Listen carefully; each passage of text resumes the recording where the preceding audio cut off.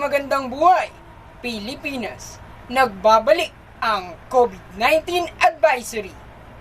Sama-sama nating sugpuin at labanan ang sakit na nagpapahirap sa ating bayan upang matamo ang kagalakan at kasaganahan dito sa mundo.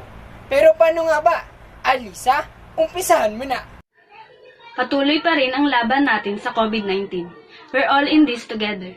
Kaya naman, gawin ang MIL ako. M. Magsuot palagi ng face mask tuwing lalabas ng bahay. I. Isanitize ang kamay. Iwas hawak sa mga bagay. L. Laging dumistansya ng 1 metro o higit pa. A. Alamin ang totoong impormasyon tungkol sa COVID-19. K. Kung di importante ang lakad, manatili na lamang sa tahanan. O. Oras na para ipakita mo kung ano ang mga Pilipino. Masunurin at nagkakaisa. Daniel? Salamat, Alisa. Alalahanin ang mga sintomas ng COVID-19. Para sa mga sintomas na dapat bantayan, tandaan ang salitang ulan. U. Para sa ubong walang plema. LA. Para sa lagnat. N. Para sa nahihirapang huminga. Kung nararanasan mo ang mga sintomas na ito, agad na magpakonsulta at sundin ang payo ng doktor. Muli, ito ang COVID-19 Advisory.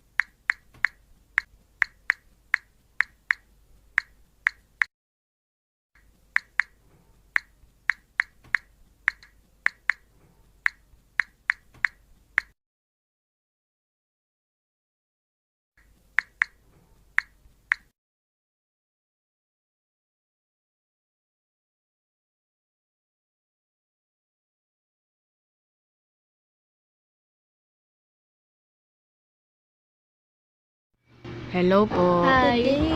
Hello. Hi. Uy, wag kayong ganyan. Hi po. Hello. Papangit niyo.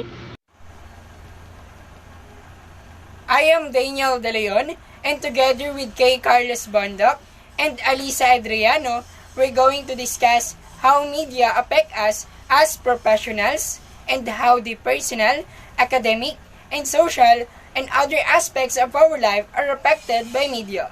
Let's get started with the effect of media in our professional life.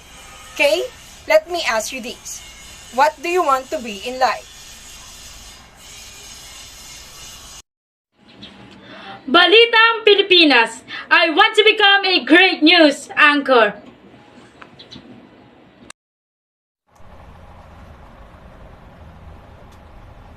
That's great. Do you know, if you become a professional news anchor, media will play a huge role in your life. How, you ask? As we all know, news anchor presents stories on radio, television, or broadcast news, right? Without radio, broadcast television, live streaming, or other forms of media, how can a news anchor possibly present news stories? Next, a teacher.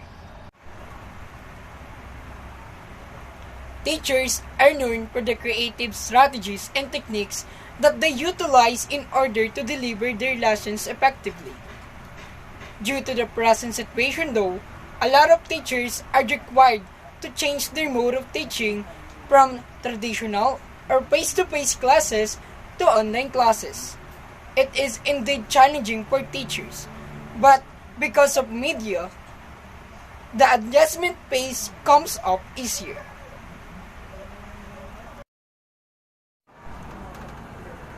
Just like what we have in our town, the Valenzuela Live, where teachers can accommodate a number of students at once, educate them, and encourage them to use Facebook and YouTube in a way that they can learn new things.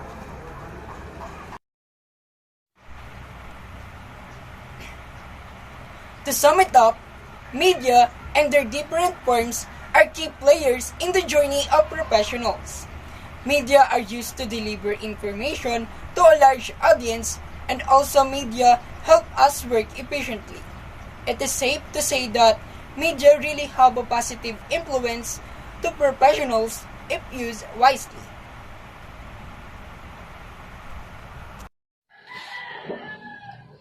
Let's proceed to the effect of media in our personal life.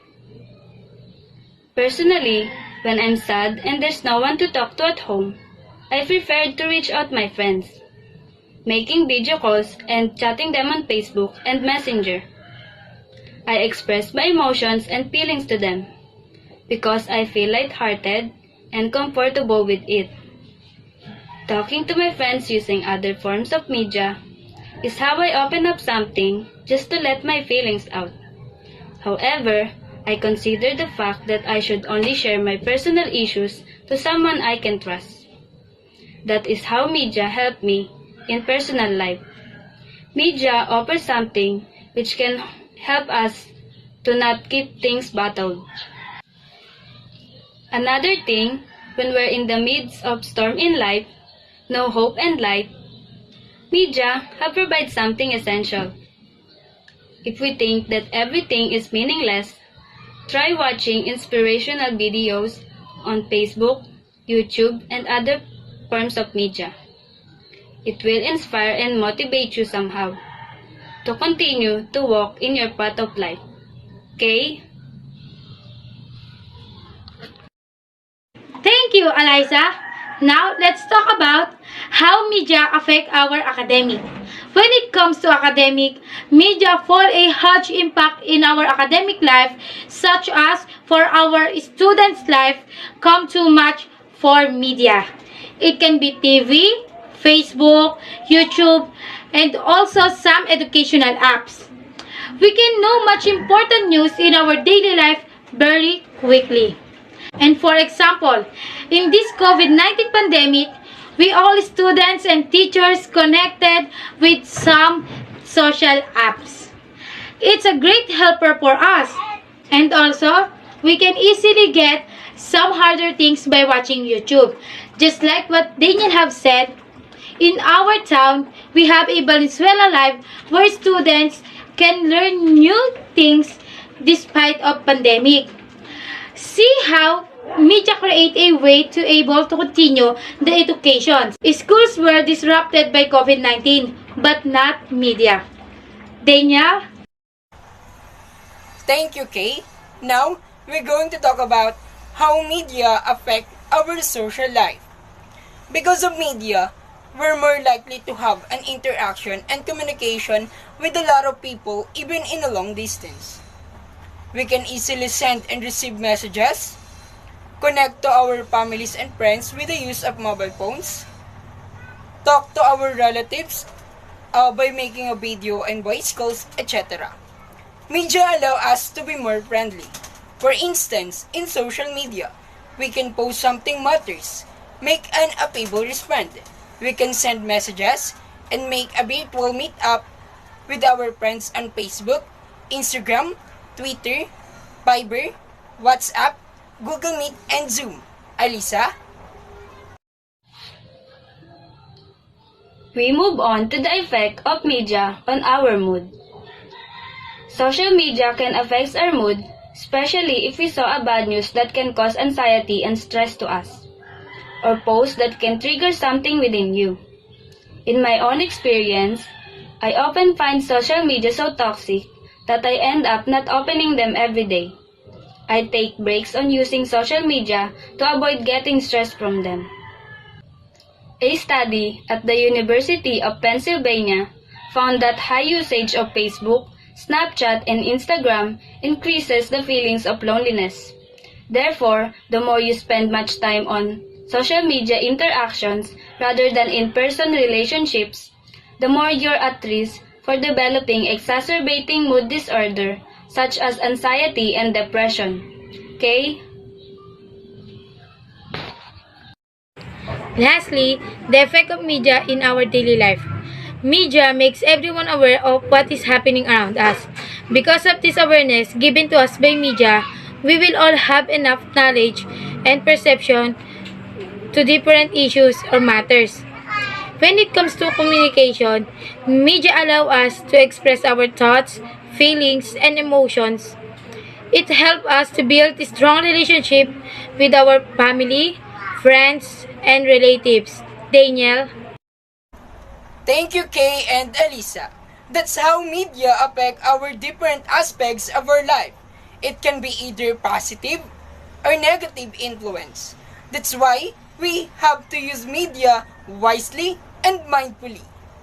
To our dear guests, Mr. Sabangan, Mr. Tano, Mr. De La Cruz, and Mr. Dante. You may now give your opinions regarding what we have discussed. Thank you. Absolutely.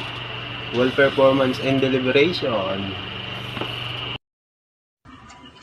I admired how you all deliver your information and the ideas you wanted to show. I will give you a perfect score for this one. I do agree. Very well said.